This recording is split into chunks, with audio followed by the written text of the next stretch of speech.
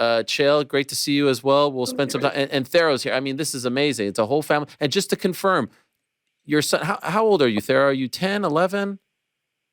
I turned 9 on the 4th. I turned 9 on the 4th. Jeez, you look like you're 14, if I'm being honest. I was trying to be, you're a big guy. You're going to be in the corner for your dad on Saturday night.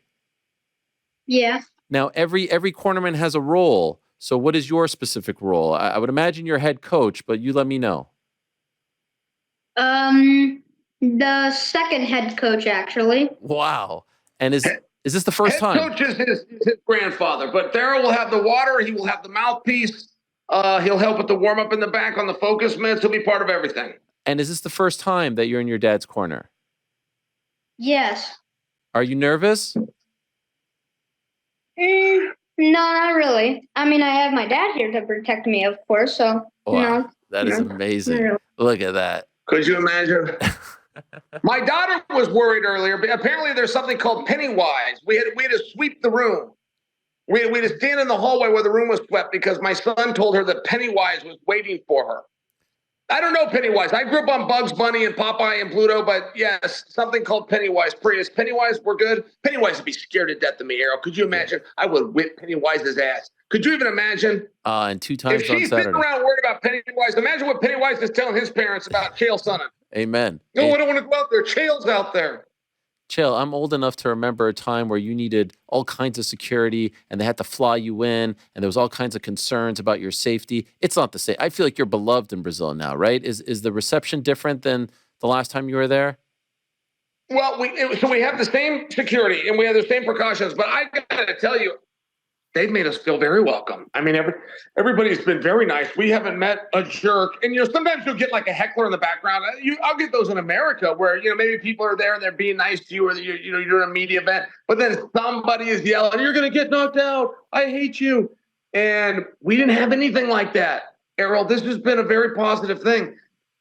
I must tell you, I didn't know how big this was. I mean, this is, and I'm telling you that because I know you're a fan, so I'm trying to bring you part of it, but I did not know what a thing this was until I got here. I mean, everybody's talking about it. We've had boxers coming to our events. I met a guy yesterday who's on the card. He's an Olympic silver medalist, and he was coming and showing us respect, even though we're getting ready to do his sport. It's a big deal out here, man. I guess that's all I'm trying to say. Like, I have a very legitimate shot of redemption. It won't just be something that only I will know, or I'll send you a text, and now a couple of us know. Like, there's a lot of people that are going to watch this fight, and I have a shot to fix my life. Okay, that's a very deep thing that you just said at the end there. What do you mean by that when you say fix your life? Well, I have three things in a sport, but sports was such a part of my life. I mean, I did them since I was, 8.5 years old, and none of them went the right way. I lost in the state finals. I lost in the national finals. I lost in the UFC finals. And I mean, there's counseling and things that are involved when you have those traumatic experiences of trying to basically let yourself know, hey, that sport is not a big deal and quit being a baby. But as easy as it is to say, it's not easy to do when I don't have memories of anything else. Like I didn't have social events and friends and sleepovers and things like this. I was always in practice. So when it doesn't go your way, it's one of those things that stays with you, and it would be a massive opportunity to fix it. I remember Rashad Evans had lost like 5 fights in a row. It might have even been 6, and he left the UFC, and he came back in Eagle when Khabib was doing a show. And Rashad had a match, and it wasn't widely seen, and it wasn't widely attended, but he knew. And he knew that he had stopped the losing streak, changed. Not only did he win the fight, he won every round, and then he could feel good about himself, and he was proud of himself. And that might sound like a small deal, but it's a massive opportunity, and I've got it. Would this soften the blow of those first 2 fights? Yes. It wouldn't replace those 2 fights. I mean, those happen, and it's not just about who can beat who up and things like this. The most important part of our sport is time. Can you beat a guy at a certain time? Conor McGregor and Chandler are seeing this right now, right? I mean, it's not a matter of who's better than who or what the odds makers say or how does your leg feel or how's training camp. Can you beat him on June 29th at T-Mobile Arena, 7 p.m. or not? That is the only question that those two have I bring them just as an example. Mm-hmm. So no, I would not make believe that if I got the jump on him, that I'm going to grab the mic and go cut a Tito Chuck-esque type speech. I realize what the stakes were, and I realize that they're not there now. But yes, inside and internally, yeah. And I'll stop by Cleveland and see the guy from the NCAA, and I'll stop by Medford and see the guy from high school state if I had the opportunity. You know, it's wild because you mentioned Chandler and Conor, and usually these days you come on the show, we do a show together. We're talking about current events. We're talking about you fighting on Saturday, which hasn't been a thing for the last few years, obviously, since you retired. And so I'm just wondering, when did this reach your doorstep? When did this come on your radar? And were you in right away, or did it take some convincing? No, I was in. I was slightly preparing for a possibility of George Masvidal. So then when I actually got the call for George Masvidal, the first call was from Mams in Misfit. And it was never established if that was going to be kickboxing, boxing, MMA, like that. That was never fully worked out. That was being worked on. But, you know, once those things get said, once you come out and you tell the public, I'm going to beat up George Masvidal, it naturally draws you back into the practice room. It naturally draws into finding coaches and having the private one-on-ones. And, well, what if this actually did happen? Late night, getting out of bed, going for runs because I can't sleep because I'm sitting there thinking about him, or however that might go. And when I put the word out about George, when I finally got the call that, hey, do you agree to be his backup if this fight with Nate doesn't go down? It was as though that word got to Brazil, and it just turned out that they were looking for someone for Anderson, or it was something along these lines. And I said, yeah. And they said, well, it's going to be his retirement fight. Can we bill as the same for you? But I said, no. I said, if I fight Anderson, it's a comeback fight. I'm fighting George Masvidal. This is part of the training and part of the process to get me to that turkey that never should have come on your show, and he never should have mentioned my name. I know. I feel bad, but you remember I texted you after. I said, I feel like there's something there.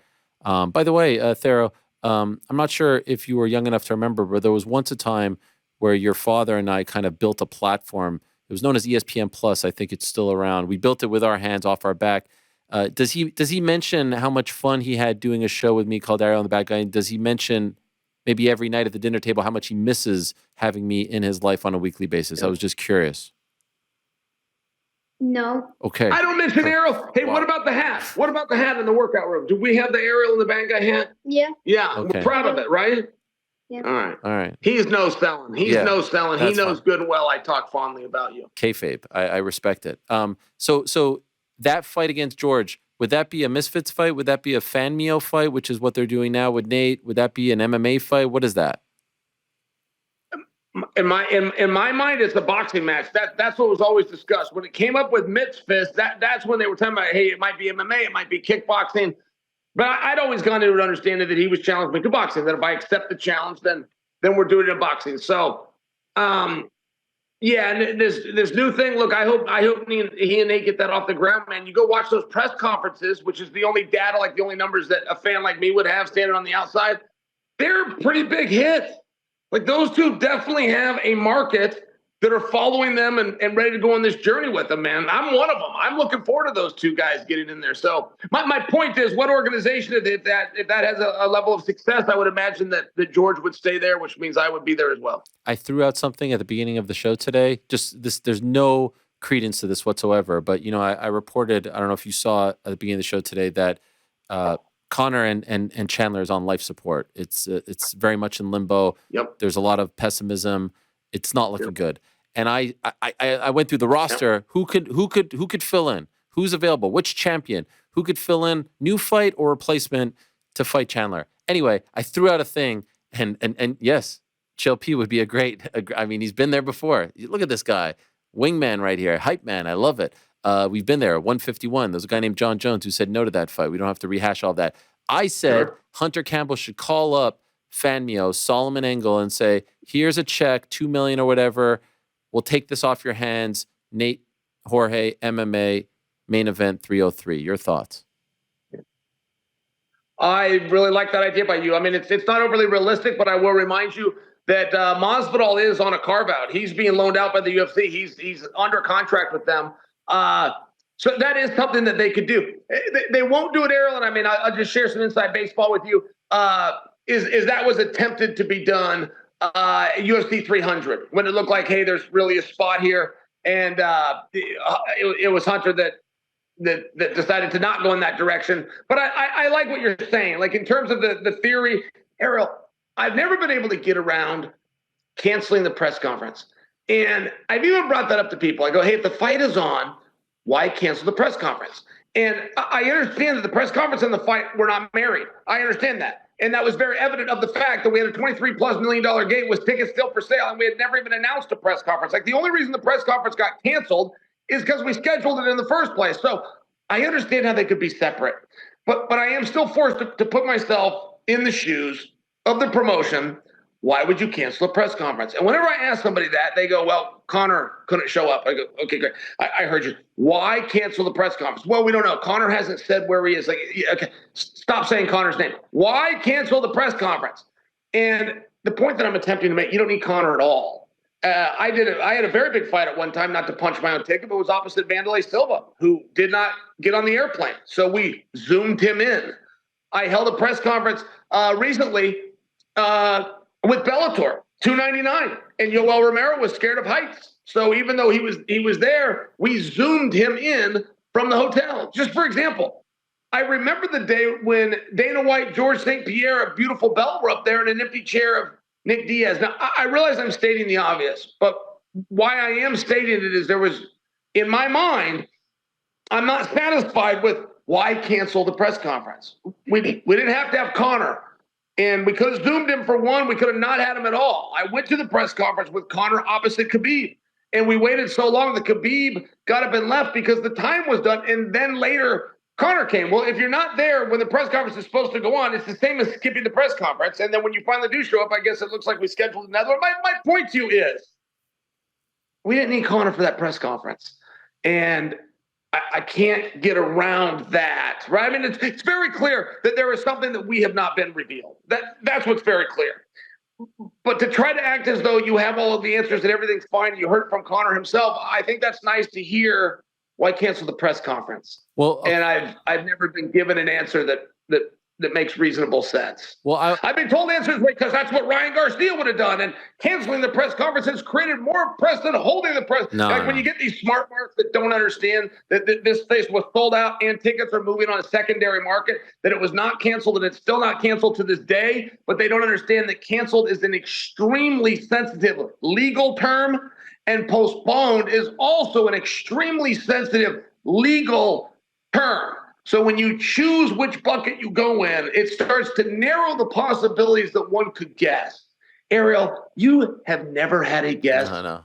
You've never had a guest with the money. You've never had a ticketing expert. You've never had an expert on ticketing procedures in Ireland. It is unbelievable the wisdom that I can come here with. This is why I hate when people argue with me. Like, I feel like go have your argument and then you call Chael and then Chael will just tell you who's right. It's not like I share an opinion and then somebody else says, well, I have a different opinion. No, you don't have an opinion when I weigh in. That's it.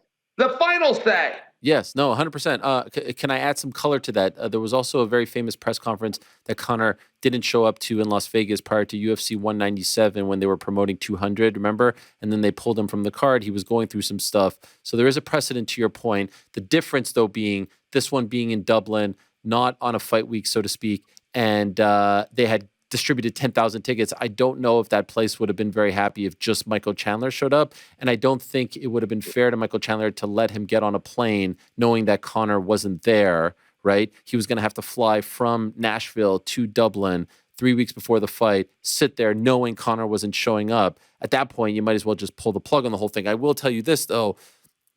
When/if this fight gets pulled, right, canceled, whatever you want to call it, the reason for the press conference not happening will be the reason why this fight doesn't happen. Do you know what I mean? Yeah. They're not two mutually exclusive events. Yeah. It's just I understand.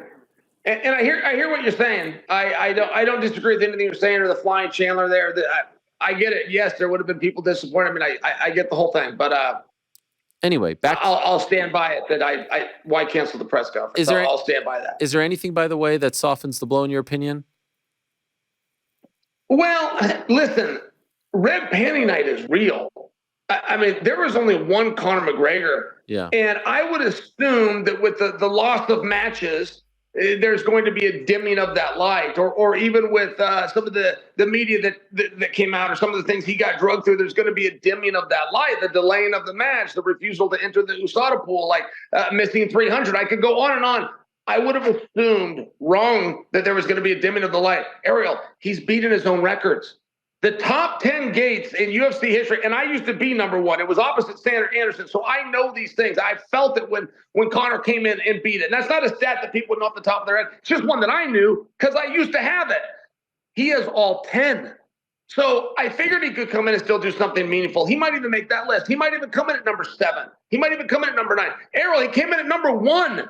He beat his own leading record of 17.2 million at New York, which largely wasn't just because of him. It's because it was the UFC's debut in New York. Like, you can't recreate those circumstances.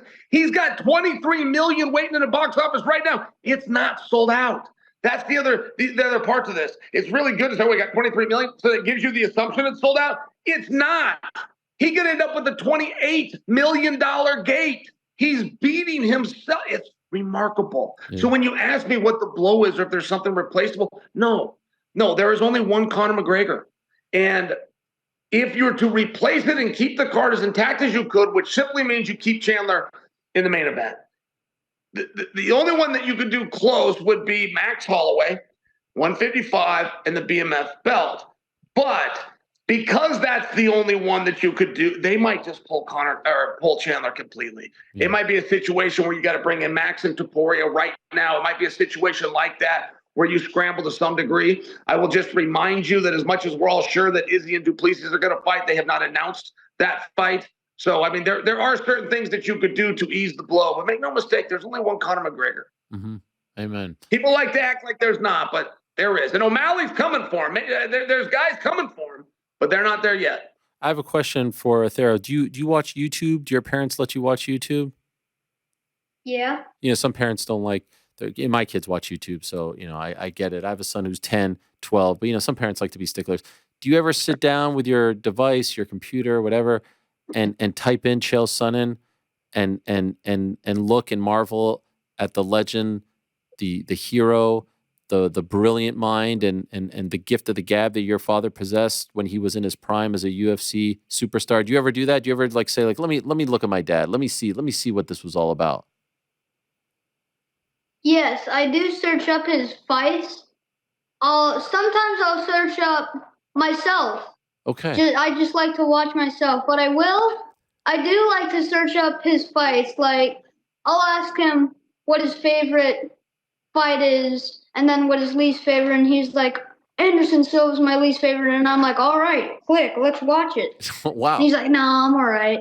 Okay. I will not watch it. I beg him to take it off. Please turn that off. Don't watch that in front of me. Why? Yeah, it pains me, or it makes my hands sweat just thinking about it. But I'm just curious, why would you want to watch your father's least favorite fight? Why not want to watch his favorite fight? Kids. I don't know. Hey, I've seen his favorite. Let me ask you something. Can I beat Anderson Silva Saturday? Yeah. All right. That's all you need. By cheating. Can I beat him without cheating? Probably. Probably? Yeah. Is he really faster than me? I don't think that's true. At this point, see that arrow? Yeah. Did you see that arrow? See that arrow? He's a real chip off the old block. No. You remember the old one that Muhammad Ali would do? Muhammad Ali would talk about he was fast, and he'd go, all right, you ready? I'm going to throw 3 punches. And then he'd go, did you see it? Yeah. And that was funny. That was good work, right? I mean, that's amateur level stuff. But at the time, that was really high level stuff. I think it's funny. I think that's better. Catching a fly. Mr. Miyagi style, but without the chopsticks. Do you think, Thero, do you want to be a fighter too, like your dad one day? Of course. Oh, wow. Okay. Is that the dream? You want to know why? Tell me. Yes. Want to know why? The money. What in the... Hey, guess what his mother had to say about that? Oh, my dear. There she is. Oh, my gosh. I can't even imagine. Oh, my the God. It's like Miss the Brittany. gates of heaven opened up and a couple of Venuses fell out. Oh, my God. Oh, my God. Somebody call an ambulance. This girl is overdosed on gorgeous pills. Oh, my God. This is amazing. You guys are the best. So the whole family is there, Chael. Everyone. Meow. Yeah. Yes. My mother-in-law is on the other side here. My father-in-law is actually getting on an airplane and coming out here. Miss Claudia is so upset that she's not here because she had a different engagement. But yeah, man, I got them all here. I mean, if I'm being honest, the only one who's really missing is me. I mean, I'm still waiting for the invitation. I have the bags packed.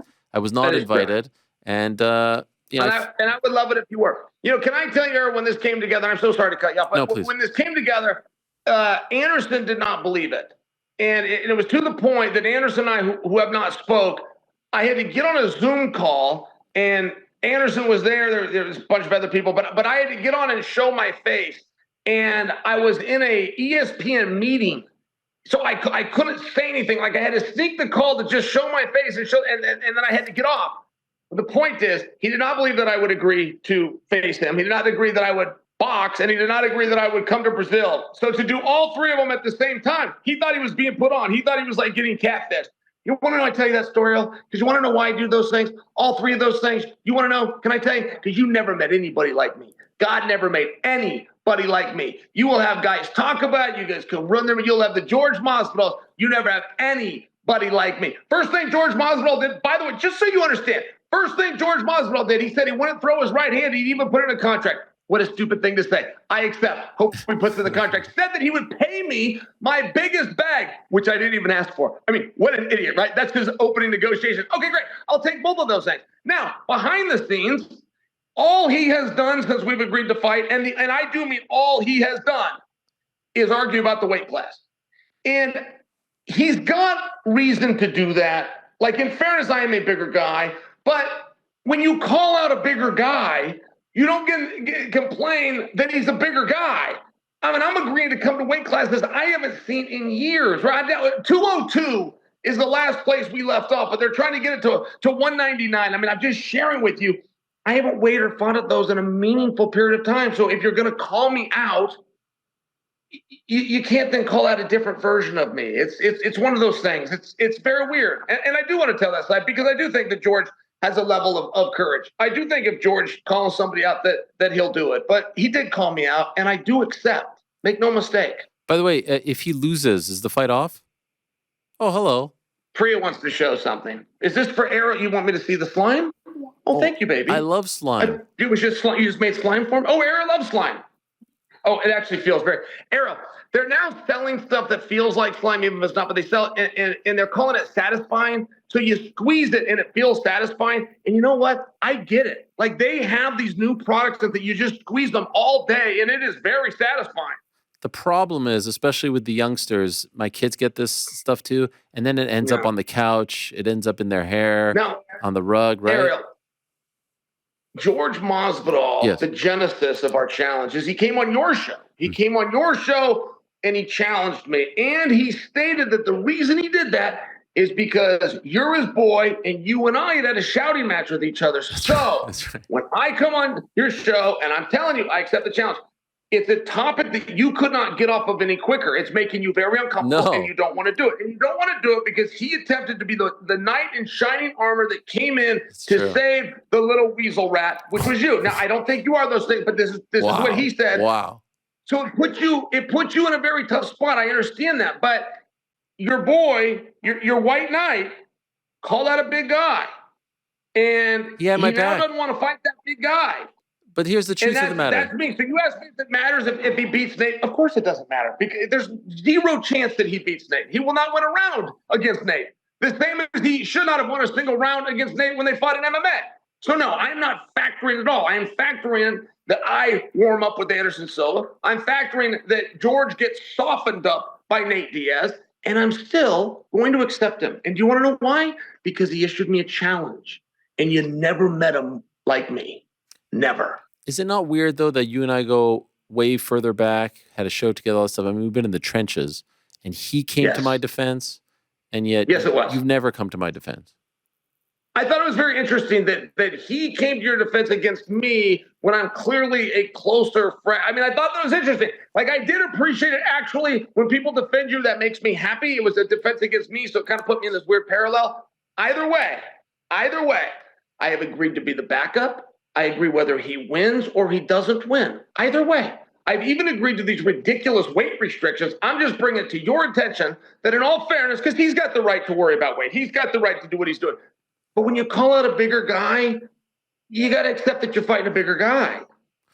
This is a family affair here, so I'll let you go in a moment. Do you want to know why I take steroids, Errol? Do you want to know? No, you go ahead. Do you want to know why I take them? Go ahead. Why I put them into my body? Do you want to know? Please. Because my body doesn't make it on its own. Yeah. Could I ask? But by the way, people ask me why did you rob banks? Why did I rob banks? For the money. It was like it's stupid questions. How did Miss Brittany? I couldn't believe it. Your muscles are fake. No, they're real. They're really mine, and they're really powerful, and they're really bigger than George Masvidal's. Can't even fit on the George screen. Masvidal, I could beat him. No, I wouldn't say that. I wouldn't Fun say fact, that. I could beat him with football. But by the way, how did Miss Brittany feel when you and I were fighting that day? Did she tell you, you know what, Chael, you went too far, honey, you went too far? How did she feel? I mean, she had to have taken my side, right? Well, she and my mother. Oh. She and my mother, who did not conspire, this like separate conversations. Neither one of them liked that. Yeah. They did not. They were not at all.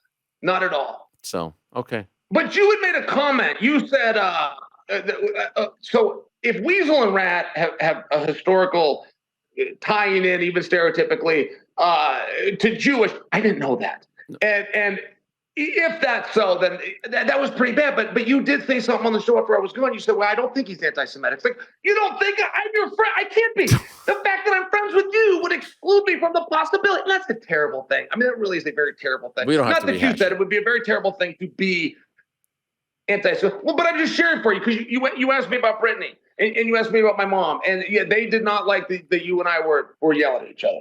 Well, one thing I do like is that you are back this Saturday. I don't like the fact that I can't watch it. I'm a little bit sad about this, that it's not airing here in the United States. I don't know if you could get me a link or something. I would love to watch. And I wish you the best on Saturday. Can you cut us a promo, old school Chael promo? I was out of college, Sarah. Yeah. I was out of college. I was 24 years old when I learned what it meant to be anti-Semitic. Do you want to know how I learned? I was on my mother's couch watching an episode of Seinfeld, and Uncle Leo kept saying it. She's an anti-Semite. And I finally turned to my mom and go, what is that? She said, somebody doesn't like Jewish people. I go, that's a thing? There's people out there. My mom shrugs her shoulders like, I guess. Yeah. How could you not like us? We're the best. There wasn't really a point to that story. I just knew when I started talking about anti-Semitism that it made you uncomfortable. So I just wanted to extend that. Because as uncomfortable as that makes you, it makes you more comfortable than your white knight George Masvidal. Oh, how does it go down on Saturday? I love George Masvidal. Give us a promo. I love George Masvidal. Well, I don't really intend to cheat. I mean, in like the figurative sense, I don't know the rules of boxing. In my mind, you can do anything you want. You can't spin. You can do anything you want that is a punch with a left hand or a right hand above the waist. You can hit him by the head, chest, neck, and breast, I think, is the rules. There is something about when you clinch a guy and grab a guy. I don't know those rules. I do plan to clinch him, grab him, and punch him as the referees yell break. But I hear him do that in boxing all the time. They yell break, and the other guy hits him. So I'm going to be that guy that does the hitting, and I'm going to push the pace, and I'm going to jump right on him. I will tell you a mistake I made in part 1 and 2. I've gone 7 rounds with Anderson Silva, and the problem that I had is thinking that I could make him quit. One thing about him, I thought he was just really good. He's dynamic, he moves really well. He's got these great setups. He's really tough, and that's the part I didn't know. I thought you could just make him quit. And that's the one that John Jones has this same thing, and people are slow to realize it. Daniel and I have talked about this a lot, though. He's freaking tough. He's not just good. My point being, I used a lot of energy trying to get him to wilt, and I'm not going to make that same mistake. I'm going to touch him more than he touches me. Or I'm not. I mean, it's one of those two, right? I mean, it's not like there's 3 options here. I beat him or I don't. Right. God bless you, Chael. God bless you and your family. This was a beautiful, beautiful segment, and I wish you nothing but the best. Ariel, yes. You never. Should anything happen to me? And I don't believe it. Should anything happen to you? Tell him that, Ariel. You tell him. Oh, by the way. God never made a man like him. By the way, what goes fast in an instant? Close enough. God, how is that possible? That's hilarious. How is that possible? I mean, That's too much. That is the just apple doesn't fall too far from the tree. that is the definition of that saying. What we just witnessed, right? Yeah, exactly. Oh my God. Do you think that they how is that kid so quick? Do you think I they think talked about the apple that? doesn't fall? I mean, yeah, you could take that angle, but That even is- then, to have somebody on your side that remembers, because I mean, that was a pretty long interview, right? By the way, that's also a 9-year-old. Exactly. What an impressive young man. The whole family's impressive. I enjoy them very much. I love how he's like, Miss Claudia couldn't be here, and you're like, the only person missing is me. Good job, Ariel. Well, no. In addition. Okay, You know, okay. I do feel like I was owed an invite. At least it's like when we went for dinner on Monday, and we were talking about who should pay. Like like when you were like, "Oh, I'll chip in," but like that, like I'm at least owed a token. Oh, really? Yeah. Did I wait for you to go to the bathroom? Wait, what was that? Oh, you can't hear now. Who, me? That was just so much fun. I mean, even just having, for the newer fans out there, those two despised each other. And to see their relationship now, to see where they're at, this is a cool thing. We were talking about the promotional materials for this fight. You probably showed it during the interview, but can we just look at the poster real quick? We showed the promo that came out in Times Square. The poster's nice. And you know how I know it's nice? GC's an expert when it comes to these things, a Photoshop expert, and he's given it the A+ stamp of approval, right? Yeah, I mean, it's not really the Photoshop itself. It's just, I mean, But you just have an eye green. for this sort of thing. I mean, it looks great. The only thing it's missing is where can I watch it? I feel like this is We know anyone going? We can pay someone to stream it. I know someone working put a it. photo My friend stream. Paulo Sack is working it. She's a legend in Brazil, but I don't think she's going to stream it for us. Yeah. I wonder why. black tie event. How many did they say? 800 people? Something like that, yeah. Have you heard us spatting the beer? No. I hadn't before this. Deep diving, I found out, that it's a beer. I don't know if you can get it here in the States, but might have to get some for Saturday, You know what's interesting? I just did a quick Google search. It's a German beer, right? Yeah, I'm now finding that out as well. Looks tasty, man. It does look tasty, but I wonder. I mean, maybe it's a big thing. You would think it's a Brazilian beer. Brazilian beer, yeah. I never heard of it. Baden Fight Night. Shout out. Yeah, man, that was incredible. Oh, I had to do that. That was killing me. God, that was a loud one. Chael, gotta love him. Still to come, we'll do another face-to-face on today's program. This with Chris Billum-Smith and Richard Riakporhe, who are headlining an event in London. I think it's South London, possibly East London. Frank, you know about. I know all about the cardinal directions and London, but not together.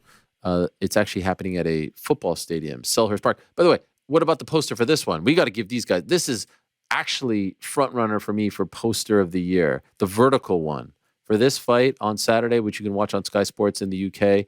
And So we got horizontal, and they're looking at each other. horizontal's fine. It's good. It's nice. Really like this one, yeah. This is like this is like a program cover of a 1976 fight. You know what I mean? There's something about the font, the lettering, and the two faces, and the football Cracks up in the stadium. corner makes it look like a magazine cover. This is nice. Yes. Oh, you think they did it that way? Oh, so they are going with that. Okay. It looks like a magazine cover, right? Yeah. Even like the date on the top left. Yeah, and the game on and everything looks like it's the title. I mean, Yes. it's fantastic. Yeah. Oh my God, it's so great. I love this stuff. If 304 is the creme de la creme as far as posters are concerned, I would say this Which is it like is. a notch below. Would you say? What would you say? Yeah, a large notch below. Yeah. Now I'm looking forward to that. And as far as other MMA and combat sports are concerned this weekend, what do we have? We have the UFC event at the Apex, which the start time continues to change, right? Yeah, I don't think it continues though. I think it is set 7 p.m. start, 10 p.m. main card. Golly. Apex. Uh, Gotta P- love it. PFL on Thursday, which will not include us in Of course, yeah. attendance. Shout out. Frank walking out Dakota. UFC on Saturday night. Tank Davis returning, and there's all kinds of Yeah. drama there. Frank Tank. Did you see that? Benavidez fighting as well. Benavidez, but Tank said he didn't like the promotion and didn't show up to the Grand Arrivals yesterday. So a little drama there. And of course, the Chael Sonnen versus Anderson Silva boxing match. No real updates other than a bunch of cool people texting me regarding the fight. Let's just check here.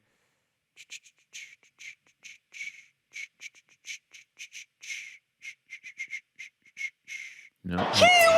Yeah, that's good. That's good. Yeah. Let's see. Anything out there? I don't know. Have I missed an announcement, an IG Live, anything like that? Nope, not that I've seen. No scuttlebutt? Nah, no scuttlebutt, man. Okay. Yeah, there's Another Michael Chandler post. What do you say? Let the flies talk. They're only talking to justify their own self-perceived limits. Whoa. Is that a shot, Mike? Don't let them put their limits on you. What? Nobody ever got to where they wanted to go by listening to the limiting beliefs of others. Yo. Run your own race. Move forward with complete disregard to previous failures, future opposition, and the current mediocre minds that will try to deter you. Walk on. Okay. Top. Notice no hashtag UFC 303. This is a new thing. Yeah, it's a little bit worrying because he had a post that said the hashtag is back, hashtag UFC 303. Now it's gone again. Yeah. All right. So stay tuned. The drama and the mystery continues.